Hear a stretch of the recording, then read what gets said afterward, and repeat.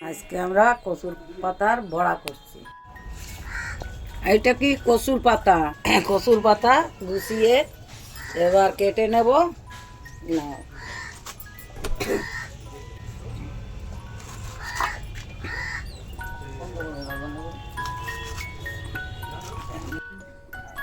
কচুর বড়া করব পাতার। আর রসুন দিলাম, লঙ্কা দিলাম, পেঁয়াজ কুচি দিলাম,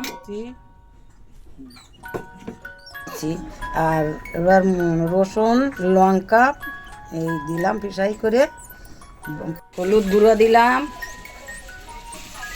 লবণ দিলাম, কচুর পাতার ভিতরে চালের গুঁড়ো দিলাম, বেসন দিলাম, সুন্দর করে মাখাইয়ে নিচ্ছি।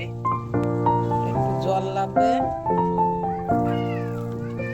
এইভাবে মাখাইয়ে এরকম করে গোল করবা। এটা গরম হলে তেল দেবো।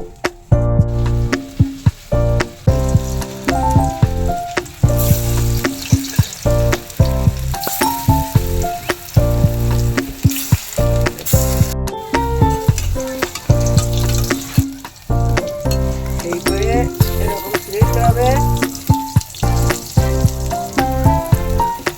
হয়ে গেছে।